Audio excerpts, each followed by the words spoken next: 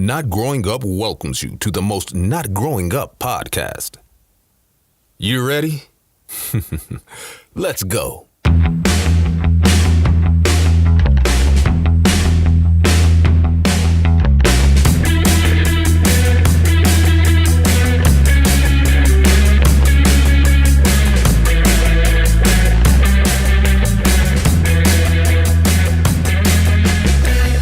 Everybody to the Not Growing Up podcast by Not Growing Up. I'm Sean, and here with me I have James and Scott. Like I said, this is podcast number 4. Hello. Hello. Just finished recording podcast number 3. We have. Yes. Which, if you haven't listened to yet, you can go back. We've got podcast 1, podcast 2, and would you believe, podcast number 3. All in order. Yeah, wow. ready for you to listen to. I am good. I'm good with the computer. Tell you what, this guy, give him a medal. Yeah. Get that man a degree. So yeah, like I said, we got a podcast set, we got a YouTube channel where you'll find sketches and the podcast, and then you can find us on Spotify, iTunes, all that good stuff. Right, boys, how are we? Warm. Warm? Yeah. Toasty? Toasty. You, James? I'm pretty good still. Yeah. Good, yeah. Same as before, Why really. are you taking your hair out of your bubble? It wasn't in a bubble. Oh. But yeah, so for you guys, it's been a week between the last one, but for us it's been about 10 minutes. So It's too long. Too long? Yeah. What do you mean? It's too long. I can't go back. I can't be without you. Oh, so we should have done it sooner. Yeah. Right. Sooner than 10 minutes? Yeah. What are you going to do when we have to wait 2 weeks for the next one? What? Crimes. I'll just rewatch it. I was going to say cry himself to sleep, but you interrupted me. It's going to do crimes. No, boys, all the usual. I'm going to do our recommend a new thing so we can let the audience know what they should be checking out this week. If they want to, there's no worries if you don't. We got a little discussion that we're going to do, something that's very close to our hearts. We're going to do our Who Knows Best debate, and then we're going to sign off with some general conversation. So, Scott, Hello. do you want to lead the recommend a new thing this week? Okay, so my recommend a new thing, and I swear to God, we're not plugging Netflix at all. I promise, but it's from Everything Netflix that we've again. done is Netflix. I know. I finished it not recently, but Okay. I forgot to talk about it in the previous 2, so I'll try and doing it now. Uh-huh. It's Sex Education. Oh, love it. It's fantastic. Yeah. Have you if checked that out, James? I haven't yet. Oh, you haven't? Oh, mate, it's awesome. Really do Really check it out. Basically, it's about this very socially awkward young boy who his mother is a sex therapist. Yes. And it's set in a very weird era because there's no actual real date set and there's no actual location set, because when you look at it, you think they're all American because it's a very American high school But it setting, is British. They're in Britain, and but then some of the houses that they go into as well, they're very old-fashioned decor, but they all have up-to-date smartphones and TVs and The style of it's things very like. cool. It's very, very clever. So, but yeah, the little synopsis of that is socially awkward boy, mum's a sex therapist, and he tries to survive in high school, and that's all I'm going to give away. He tries to survive in high school by giving sex therapy to the students. Yeah, That's he not makes giving too money. much away. No, okay, You can see yeah. that in the trailer. Yeah. But it is a very good series to watch. It will grip you. Especially if immediately. you're around our age, even, and younger and older. For anybody, but I particularly enjoyed it. I thought it didn't relate to me, but I just sort of got the humour in it. And I liked it what was it's clever. about. Yeah, Really clever, and James? it touches on issues as well. James, have you got anything? My recommendation is not from Netflix. Oh. Yes. I actually watched it on BBC iPlayer. This is where the BBC plugs start. It is Mayans MC. Pardon? Which is, are you fellas aware of Sons of Anarchy? Yeah, Yeah. The old TV show. I didn't even know it was out. The spin-off. Yeah, the Sons of Anarchy was sort of the original biker TV show. What, BBC? Yeah, and then Mayans is the sort of recent spin-off that they've done from like the point of view of the rival biker gang, Mayans. And I didn't even realise that BBC had aired it. And then I found out it was, and I binged it all in a couple of days. So. Good. Yeah, Very good. I mean, as a die-hard fan of Sons of Anarchy, the original series, absolutely, I've watched it so many times. Oh, God, yeah. It's absolutely brilliant. And the nice thing about it is, because Mayans MC are a biker gang that are primarily Hispanic. Okay. So pretty much the whole cast, bar a couple characters, are all Hispanic. Yeah. They're all sort of. It's a much more diverse cast as opposed to obviously. That's really good. The occasional black character, the occasional Chinese character, whatever. You get a lot more sort diversity. That's good. Diverse storytelling, but it's very similar to Sons of Anarchy, but it's got its own nice little spin on it, and it's really enjoyable. I highly recommend. It's on the BBC. I was going to say it's really good. At exactly. BBC. Yeah, it's free, free to use. BBC iPlayer, isn't it?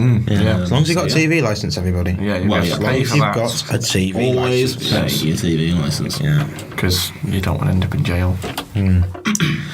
Mine is. I'm actually recommending a book. Oh. It's called How to Build a Universe by Professor. And how do you do that? With a bunch of things. You start with some paper mache, a bit of glue, Professor PVC, Brian it's got to be. No, but it's a really good book. It's by Professor Brian Cox and then the comedian Robin Ince. They both have a podcast together called The Infinite Monkey Cage. So it's a book based on that podcast, basically. But it's basically it's a quick and easy book, whereas it's non-fiction, but they just briefly in about 2 or 3 pages go through certain things about the universe and physics in a relatable way. Okay. So if you're interested in physics and space and things like that, but it might be too complicated for you to read some of the other literature out there, and you can read that, and then it'll be easier for you to read. Okay, it's nice that you've recommended a book as well, that we're not just swapping up a bit, sitting on the couch. You don't have to read a book to recommend it, do you? Things that make you go. Yeah. Right then, so discussion, boys. Yes. What are we discussing this week, Scott? Well, we are discussing that something that Sean said is very close to our hearts, and it's tattoos in general. So we all have them. James has more than me and you. Yes. But that's the plan for me is to get covered. And I think the plan for you is to get covered in ways that you don't want to show them, which is fair enough.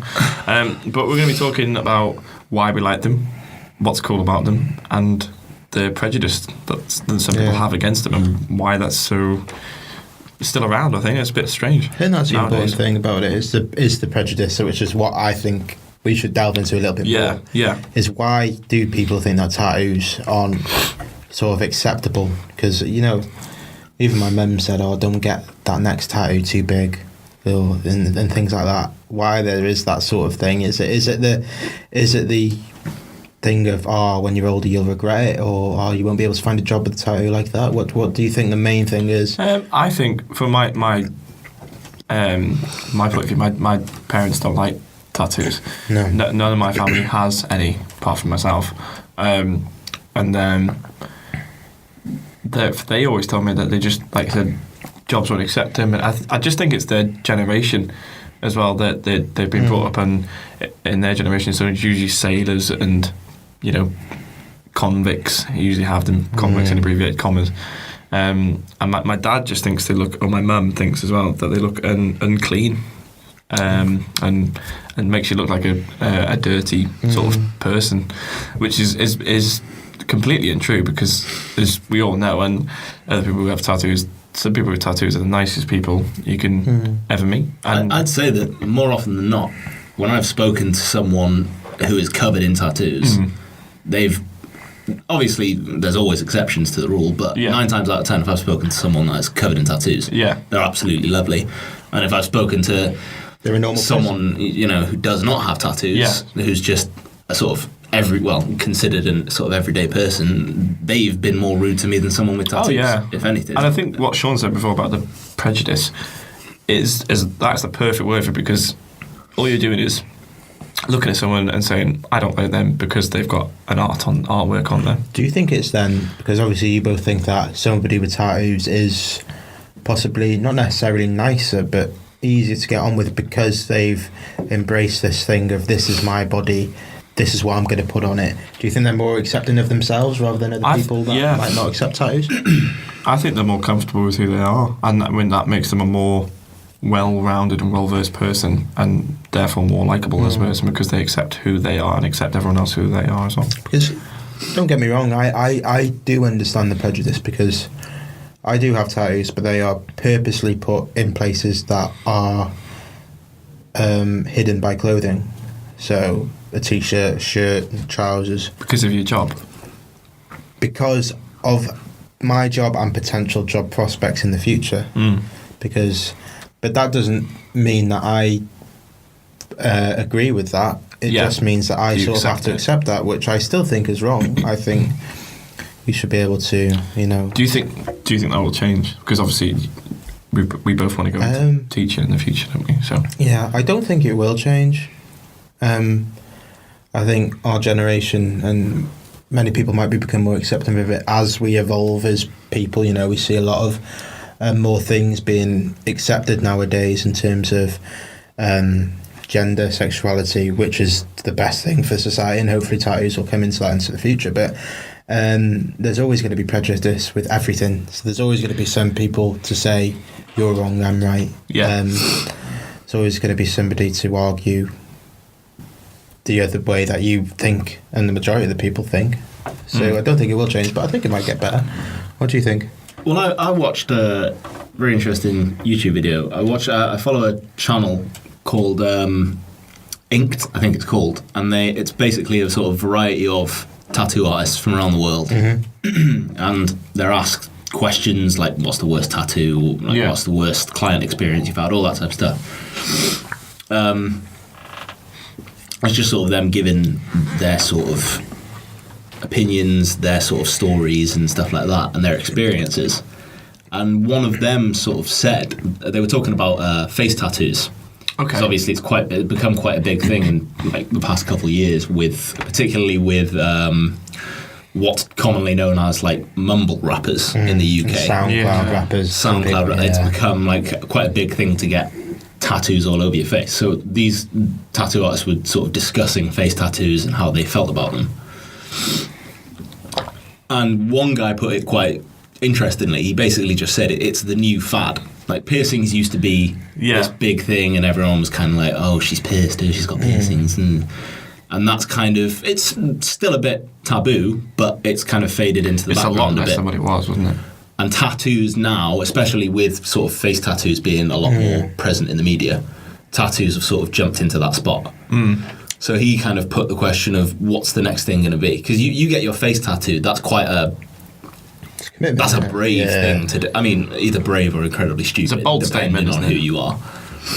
It's a very big move. Yeah. And you can't really go more extreme than that with tattoos. Like, you're getting your face tattooed. Because you can't cover up your face unless you want to. Exactly. Like, it's not exactly ideal. So he sort of said, where can you go to from there?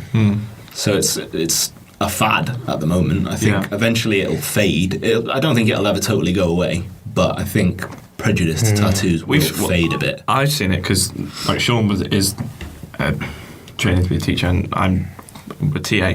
So, and I've seen now in the last 2 years of doing this job, the change in tattoos in the workplace. Like, it's so, like, I always have my short sleeves out. I've got tattoos on my arm.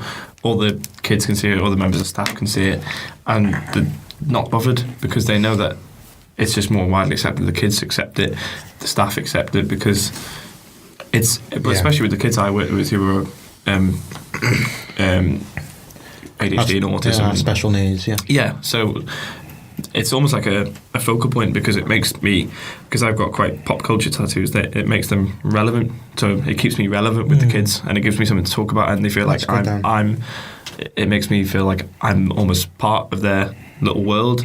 So, which is a really, really interesting thing to have. So, and I don't think you would get that with anything else, really. Maybe a t-shirt or something like that, but it doesn't have the same impact as a physically scar in your body. So it's a tough one. Because like James said, it's a fad, isn't it? You can always let us know what you think about anything that we talk about on the podcast. If you've got any views on tattoos that you want to share with us, or if you just want to ask us what tattoos we've got and why we've got them. You can let us know. Which brings us on to the Who Knows Best.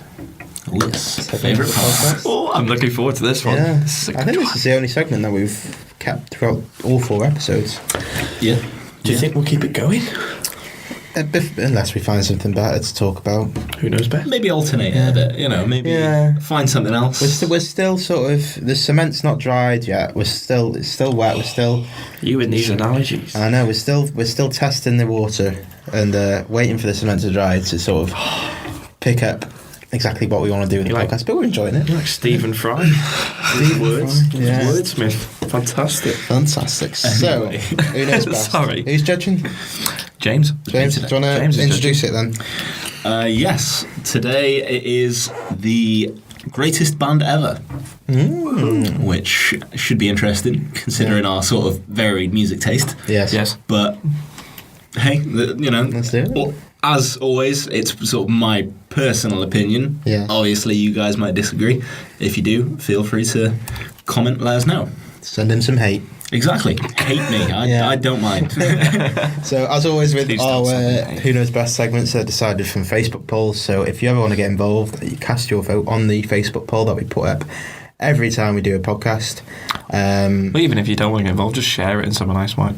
Yeah, exactly. You don't want to vote yourself. So, if you listen to last week's podcast, we introduced the segment that we're going to do this week of Greatest Band Ever, and me and Scott already had the same answer of Queen. So we're going to do almost who we think is the second greatest band ever. Yeah, because we both think Queen is the best. Does James want us to tell us why we think Queen's the greatest band ever? First? I mean, similar to last week in your questions, your little layout, I've got a similar layout. Okay. I mean, it's pretty much a mirror image. It's nothing too radically different, but just to give it a bit more structure. James, so initially, obviously, the start, what is your choice? And sort of a brief sort of statement, what kind of music maybe it is, stuff like that, you know? Okay. Right, Scott, you go first. Scott, lead. So, obviously, you know that we said Queen. Yeah. Personally, for me, I know that everyone regards the Beatles as the greatest band ever. And where I agree, they are one of the most influential bands of all time. For me personally, I don't think they're the greatest. Okay. Queen did something that no one has done before or since, personally, in my opinion. And they took so many different genres and put them all together. It was just unbelievable. But we said we weren't doing Queen. Yeah, we said we weren't doing Queen. We're doing the second. Oh, the second one? The second. Yeah, we can't both do Queen. I said that. Oh, Second well, best. there you go. Okay, well, my second best is Metallica. You're It's a surprise. You are one hell of a person to work with. Why? Well, literally, before we recorded this, what's your choice going to be? Because I think we're both going to do Queen. Yeah, we will. We'll do something different instead. Really? My best is Queen. Well, there you go. You said it before you said it. Right. Who are you going with? Metallica. Metallica, yeah. All right, then. Do you want to Yes. description? Why? The most influential metal band ever, and they're still going after 37 years or something like that. Okay. Sean, what is your choice? My choice is Queen. No, I'm joking. I'm not as stupid as Scott. Don't worry. My choice is. Can anybody guess it? I don't think you will. I'm not even going to try. I'm not sure. ABBA. Oh! ABBA is my choice for the greatest band of all time, because no matter where you go, people will say they hate them, people say they despise them, yet they'll still tap their feet to Dancing Queen.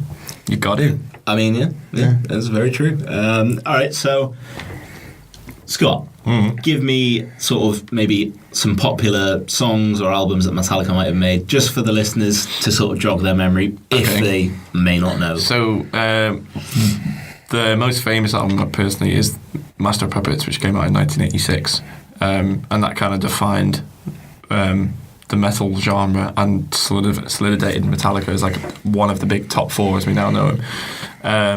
It had everything. There was only a small amount of tracks, but it had, in those certain amount of tracks, it had thrash metal, it had melody, it had political issues being talked about that were going on at the time, and it just really struck a nerve with the young people in the 1980s. And it's still been regarded as one of the best, if not the best metal album of all time by other bands.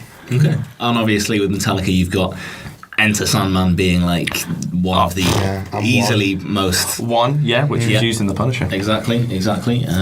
So, Sean, same for you. A popular song, maybe, something like that album. All ABBA songs are popular. Dancing Queen, Mamma Mia, Super Trooper, The Winner Takes It All. All of them, right, are brilliant. And if you want to listen to their best tracks, you can always just go out and buy ABBA Gold, The Greatest Hits, the second best-selling album in the UK of all time. Okay, Sean's really going hard on this one. I'm liking it. I'm liking the passion. Okay. So, third question being, Hello. Scott, when was the first time that you heard Metallica, and what was it? The first time I heard Metallica, I was 11.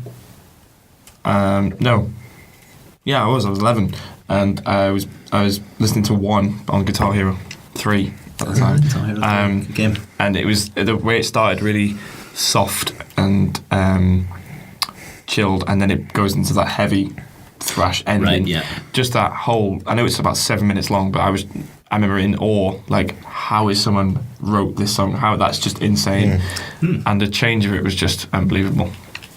Okay. So yeah. Sean, same question. I don't remember a time when I didn't listen to ABBA. My mum is, and my nana and all my family are massive fans, like everybody up and down the UK, of ABBA. Are you on commission? No. They are making a comeback in this year, though. So. All right, okay. Keep to the question. But, no, Mum used to play it all the time, dancing in the kitchen. School discos, you'd always hear. That's true. ABBA songs. Introduced to it from a very young age, and it's just one of those bands that as you get older, you love them more, because, I'm 22 now and I love them, and I can imagine when I'm 45 I will be a dancing queen, 2 dancing queens. Okay. I can't really argue with that. Just 1 second. Okay, so Scott, Yeah. in the best way you can put it, why should Metallica win this?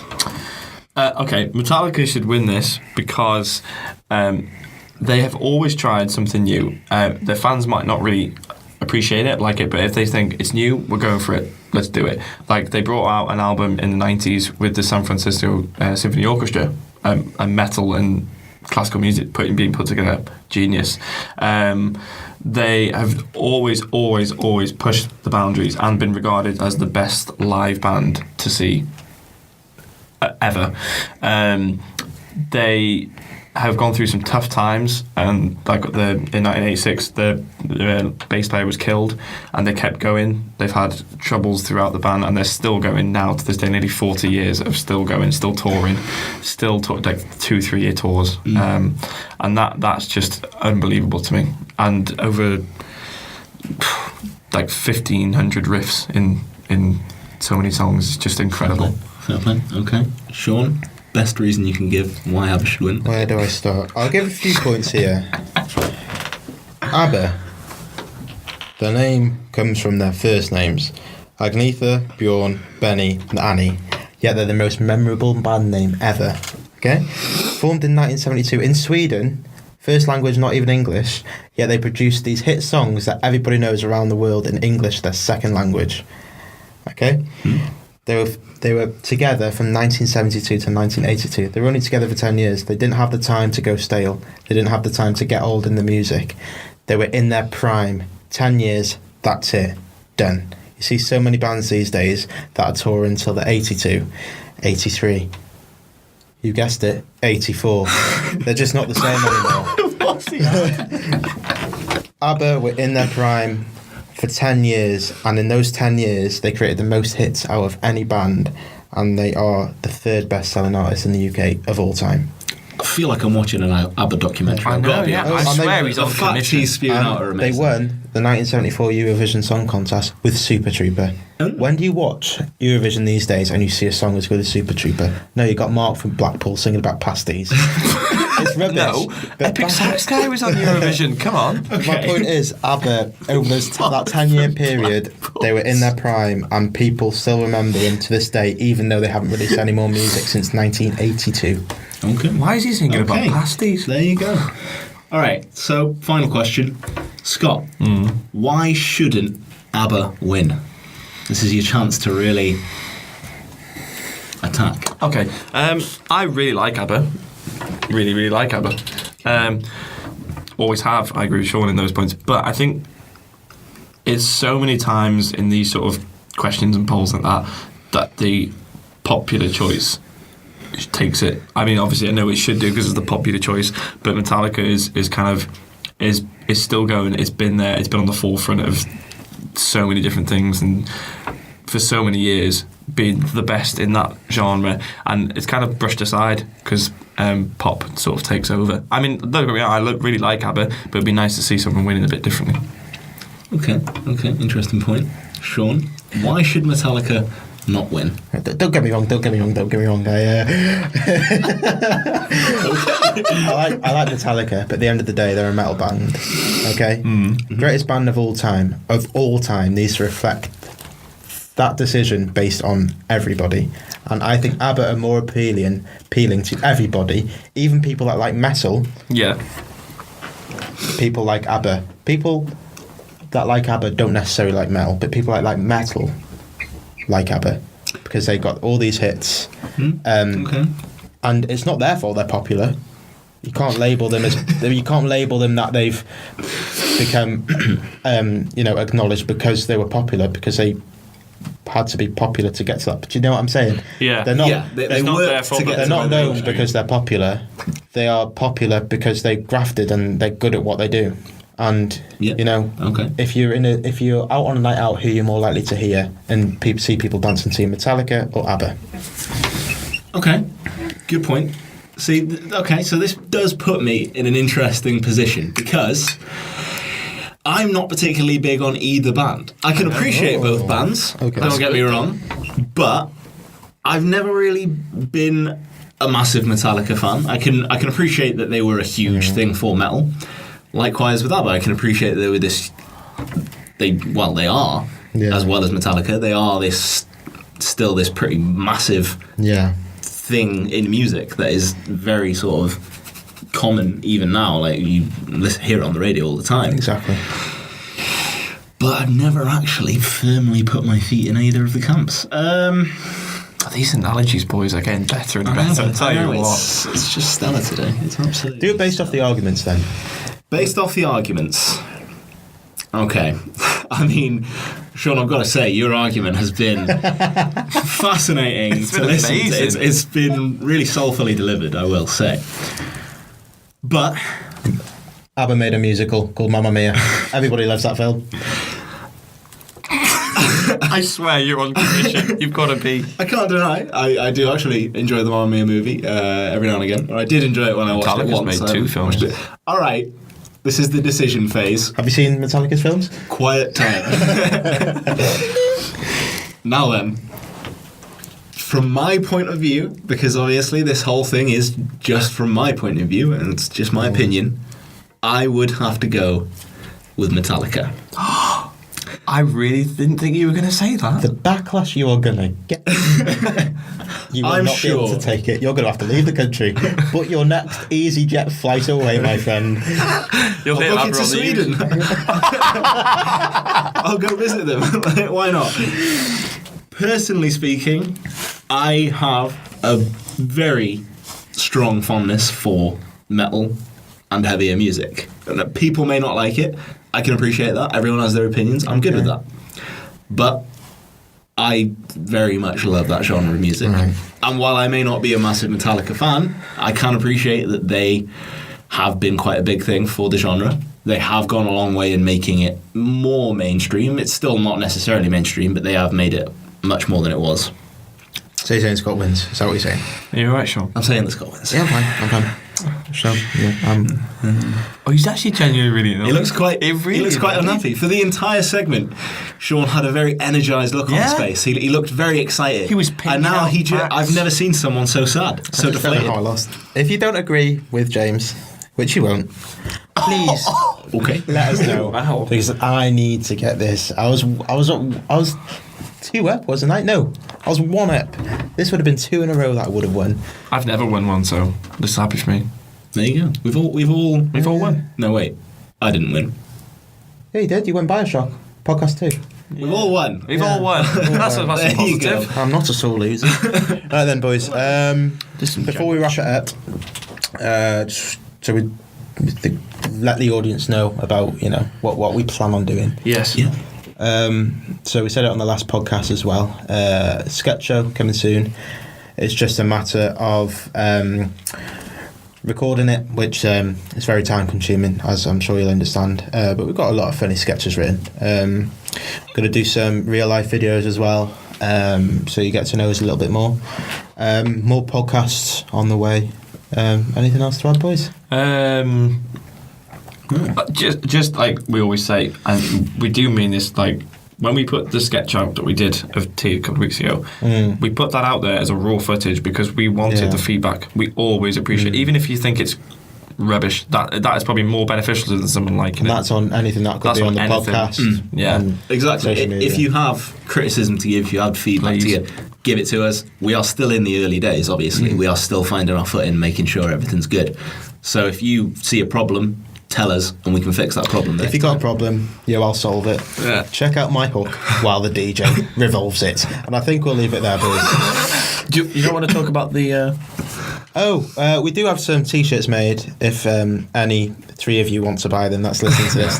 They'll be linked on the Facebook page soon. So if you're interested in buying a T-shirt, we've got it. We don't make any money basically on them. It all goes to the T-shirt company, so don't think we're getting minted by them. We just wanted to make them just in case you wanted to show your support to the podcast, and they're not going up. They're not actually that bad, to be fair. I think a standard tee is about 13-14 quid. With our logo on it, and we've got two variations of the logo.